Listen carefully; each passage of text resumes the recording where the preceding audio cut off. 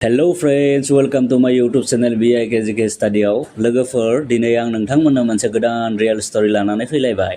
दिनैनि स्टोरीया जाबाय सासे रायखस दुथां मानसिया गावनि असे हिनजाव गोदानखौनो पावार गोनां मुलि जानानै जुनार बादि आथोन खालामो।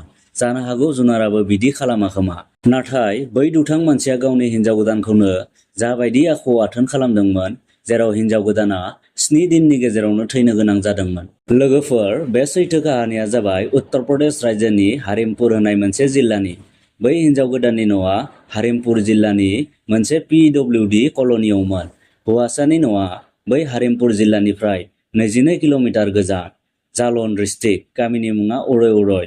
बे काहानिया स्टार्ट जायो 3 फेब्रुआरि 2024 मायथाइनि मोनाबिलि समाव, जेब्ला बै हौवासाया जायनि मुङा बिजय अमरेमोन, बियो आरती मुंनि सासे हिनजावसाखौ हाबा लानो थाखाय बिसानि न' हारिमपुराव मोनहैयो।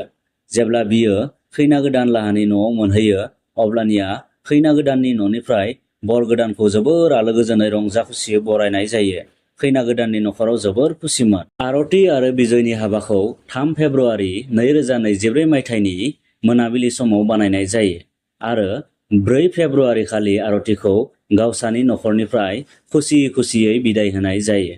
खैना गोदानखौ बिदाय होनाय समाव बिसोरनि गामिनि मानसिफोराबो जोबोर खुसि जादोंमोन, मानोना हाबानि गासै बिबानखौनो खैनानि बिदाया गाव हारसिंनो लाजोबदोंमोन। आरतीया नायल' जायल' सासेल' बिदा दंमोन। बिहा बिमा बिफायाबो बे बुहुमाव गैलियामोन।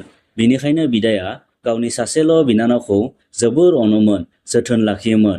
नाथाय बिनानावनि बैसोआ प्राय 35 बोसोर जाबायमोन। जियानो जाया मानो बिदाया आरतीखौ जोबोर मोजाङै आलो गोजोनै गावसानि नखरनिफ्राय बिदाय हरनायसै। जेब्ला आरतीया हौवा गोदाननि नखराव मोनहैयो आरो मोनहैखांनानै जेब्ला बिनि गिबि हर अर्थात सुहागरातआव बिनि हौवा गोदाना बिजों लोगोसे जा जाथाय खालामो, बियो सिमाङावबो सानफ्लाङाखैमोन जे बिजों लोगोसे बिदि जागोन होननानै। आरतीनि हौवानि बैसोआबो प्राय 35 बोसोरमोन। बियो सफ्टवेयर इन्जिनियारमोन। जानो हागौ बियो गावनि सायाव फोथायनाय गैयामोन खोमा, नङाब्ला स्ट्रेसआव दंमोन खोमा। बियो मा खालामो, गावनि लोगोफोरनिफ्राय परामर्श लायो, जायखौ बियो लानो नाङामोन। बियो लोगोफोरजों रायज्लायो आरो रायज्लायखांनानै थोंजोङै गावनि रुमाव थाङो। रुमाव थांनानै बियो मोनसे पावार गोनां टेब्लेट जाहोयो। टेब्लेटखौ जाखांनानै बियो गावनि हिनजाव गोदाननि सेराव थाङो।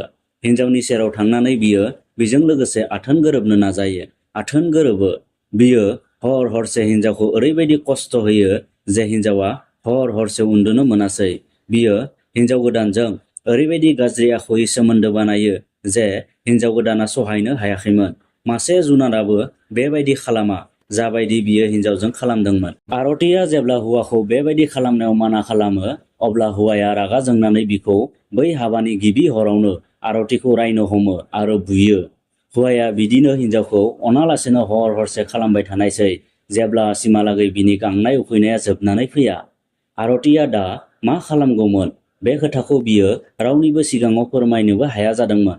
मानोना बेबायदि हाबा गोदान जानानै फैब्ला हौवा गोदाना हिनजाव गोदानजों बिदि बानायखायो।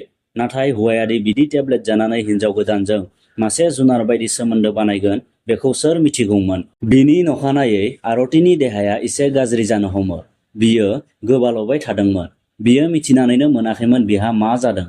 हौवानि नखरनि मानसिया आरतीखौ बिदि नुनानै फार्मासियाव थांनानै मुलि लाना फैयो आरो आरतीखौ जाहोफैयो।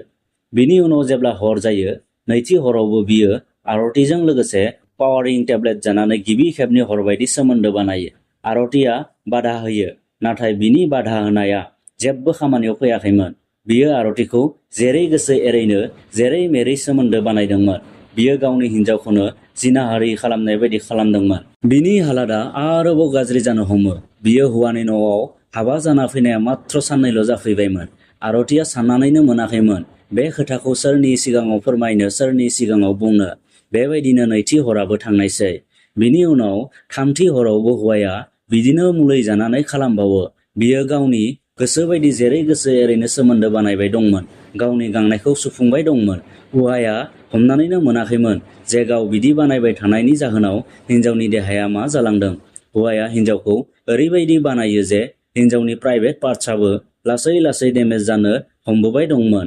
थामथि हरनि नखानायै बियो गावनि बिजावजालिनो खोन्थायो जे आंनि देहाया जोबोर गाज्रि जादों, आं जोबोर गले गले गोबाबाय दं, आं मिथिनानैनो मोनाखै, आं दा मा खालामनो? आरतिया बिदि बुंनायाव बिजावजालिया लोगो लोगोनो आरतिखौ गावसोर गामि खाथिनि डाक्टरनियाव लाना थांनानै दिन्थिहैयो। नाथाय डाक्टरनियाव दिन्थिहैब्लाबो जेबो खामानियाव फैयासै। आरतिनि हालादा गाज्रिनिफ्राय गाज्रि जालांगासिनो दंमोन। आरतिनि बेबायदि हालादखौ नुनानै बिजावजालिया आरतिनि बिदाखौ फन हरो आरो खोथा हरो जे आरतिनि हालादा जोबोर गाज्रि जादों, डाक्टरनियाव दिन्थिबाय नाथाय थेवब्लाबो हामाखै, नोंथाङा फैनानै बिनानावखौ खबर लाफै आरो हायोब्ला गंसे मोजां हस्पिटालाव बिखौ दिन्थिहै।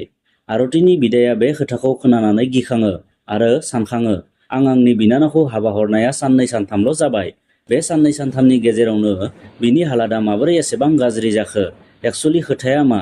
बेबायदि बिदाया साननो हमबाय। बिदाया आरतिखौ खबर लानो फैनाया साननै नांदोंमोन, अर्थात बियो 7 फेब्रुआरियाव आरतिखौ खबर लाहैदोंमोन। जेब्ला बियो आरतिखौ नुहैयो अब्ला बियो थारैनो जोबोर गाज्रि हालादाव दंमोन। बिनि देहाया थारैनो जोबोर गाज्रिमोन। बेनिखायनो बिदाया गोबाव खामालासिनो बिनानावखौ बिसानिफ्राय डाइरेक्ट कानपुरसिम लाना फैयो। कानपुरनि गंसे प्राइभेट नार्सिं हमाव बिनानावखौ एडमिट खालामो। जेब्ला बिनि ट्रिटमेन्ट सोलिबाय थायो अब्ला बिदानि हिनजावा अर्थात आरतिनि बिबाजैया आरतिखौ सोङो, आरति, नोंहा मा जादों? नों मानो एसेबां टेनसनाव दं? नोंनि देहाया एसेबां माबोरै गाज्रि जाखो? नों न'आव थानायावथ' जोबोर मोजांमोन, नों बे सानब्रै सानबायावनो बिदि माबोरै जाखो? बिबाजैया बिदि सोंनायाव आरतिया बिबाजैनो गासैबो खोथाखौनो रोखा रोखा फोरमायना होजोबनायसै। आरतिया बुङो, आंनि हौवाया आंखौ मुलि जानानै आंजों सोमोन्दो बानायो। सोमोन्दो बानायनायाबो बिदि नर्मेल सोमोन्दो बानाया, बियो आंखौ जोबोर अत्याचार बानायनानै सोमोन्दो बानायो। आरतिया बेफोर खोथाखौ बिबाजैनि सिगाङाव फोरमायनानै जोबोर गाबो। ओजोंहाय बिनि ट्रिटमेन्टआ 8 फेब्रुआरियाव सुरु जायो, नाथाय बिनि हालादा जोबोर गाज्रिनिफ्राय गाज्रिसिन जालांबाय दंमोन। डाक्टराबो हमनो हायाखैमोन जे बिहा मा जादों। हुवा डाक्टरजों लोगोसे सासे हिनजाव डाक्टरबो दंमोन। बै हिनजाव डाक्टराबो बुजिनो नाजागासिनो दंमोन एक्सुलि बिहा मा जादों। नाथाय गोबाव जाबायमोन। आरतिया 10 फेब्रुआरि 2024 मायथाइनि सानजौफुनिफ्राय 3:30 बे बुहुमखौ अराय समनि थाखाय नागारनानै थाङो।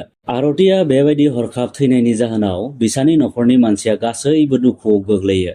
बिदा आरो बिबाजै सानैबो जोबोर रुखु रुखु गाबदोंमोन। बिदाया साननानैनो मोनाखैमोन जे बिनानावखौ न'निफ्राय बिदाय हरनाया मात्र सप्ता मोनसेल' जाबायमोन। बे सप्ता मोनसेनि गेजेरावनो बेबायदि जाथाया जानानै थांबाय। बिदाया सिमां नाजाय मोगथां नाजाय मोनलांदोंमोन। बिनि उनाव बे खोथाया मिडियानिसिम मोनहैनायसै। मिडियानि रिपर्टारा डाक्टरनिफ्राय बे खोथाखौ मिथिनो नाजानायसै। एक्सुलि आरतिजों लोगोसे मा जाथाय जामारदोंमोन।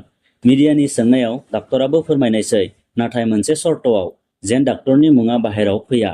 डाक्टरा फोरमायो, बे हिनजावसाजों ओरैबायदि जाथाय जादों जेरै गोबां मानसियानो जयै लोगो नांनानै जेन बिखौ जिनाहारि खालामदों, गें रेप खालामदों आरो बेजों लोगोसे जोबोर अत्याचार बानायनानै जिनाहारि खालामनाय जादों, जायनि जाहोनाव बिनि भितरनि प्राइभेट पार्टसाबो डेमेज जालाङो।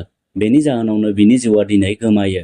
डाक्टरा मिडियानो फोरमायखांनायनि उनाव आरतिनि गोथै सहखौ पस्टमर्टम खालामनो थाखाय दैथायहरनायसै। पस्टमर्टमावबो बे रिपर्टआनो ओंखारो। जेब्ला बिनि गोथै सहखौ गामियाव लाना फैयो अब्ला गामिनि गासै मानसियानो दुखुआव साग्लोबजोबदोंमोन आरो गामिनि मानसिफोरा जोबोर गाबदोंमोन। जेब्ला मिडियानि रिपर्टारा आरतिनि बिबाजैखौ सोङो अब्ला बियो आरतिनि हौवानि सोमोन्दै गासैबो खोथाखौनो फोरमायजोबना होयो जे बियो मुलि जानानै आरतिखौ मा खालामदोंमोन। बिनि उनाव बिबाजैया बुंबावो, जुदि सम थानायावनो बिसानि मानसिया आरतिखौ गंसे मोजां हस्पिटालाव लांनानै दिन्थिहैनायमोनब्ला आरतिया दिनै थांना थागौमोन। बिनि जिउआ दिनै बिदि ससेयावनो गोमानाय नङामोन। दा आरतिनि बिदाया आरतिनि हौवानि सायाव केस होयो। आरतिनि हौवाया बुंनाय बायदिब्ला आरतिया आगोलनिफ्रायनो बेराम दंखायोमोन। जोंखौ मिथिहोआलासिनो बिसा जोंहानि नखराव बिखौ हाबा हरो। बिनि जिउआ गावनि बेरामनि थाखायसो गोमादों। बेवहाय आंनि आखाइ जेबो गैया। आरतिनि हौवाया बिदि बुङो। दा केसआ कर्टआव सोलिगासिनो दं। अब्ला लोगोफोर, दिनैनि स्ट'रिया एसेनोसै। गोजोन्थों।